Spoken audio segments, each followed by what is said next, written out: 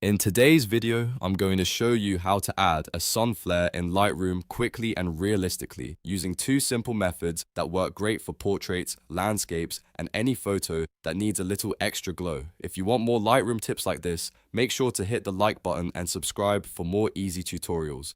Let's jump right in. First, open your photo in Adobe Lightroom. Once your image is loaded, the best way to create a sun flare is by using the masking tool because it gives you much more control over exactly where the light effect appears.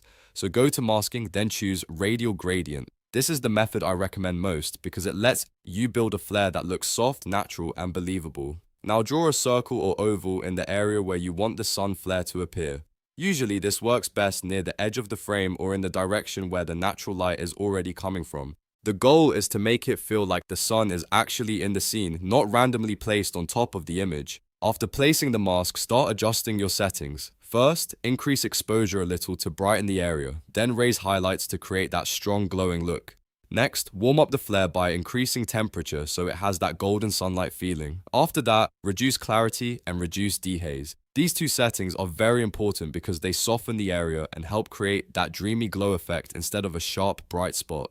The key here is to make small adjustments. If you push the exposure too far, the effect can look fake. If you reduce clarity and dehaze too much, it can make the whole image look washed out. So keep checking your photo as you edit and try to make the flare blend naturally into the scene. If you want a quicker option, there's also a second method you can use. This is great when you want a fast boost and don't need as much precision. Go to the edit panel, then open effects. From there, reduce dehaze slightly and lower clarity a bit as well.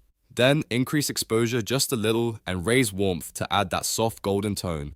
This method won't create a very detailed flare shape like the radial gradient method, but it can still give your image a nice haze glow and make it feel more sunlit. It's especially useful if your photo already has strong backlight and just needs a little enhancement. Here are two quick pro tips to finish. First, always keep the flare subtle. A sun flare that's too strong usually looks unnatural and distracting. Second, place it in the same direction as your photo's natural light, because that's what makes the effect believable. And that's it. Now you know how to add a sun flare in Lightroom using both a detailed method and a fast glow boost. If this tutorial helped you, please like this video and subscribe for more Lightroom editing tips. Thanks for watching and I'll see you in the next one.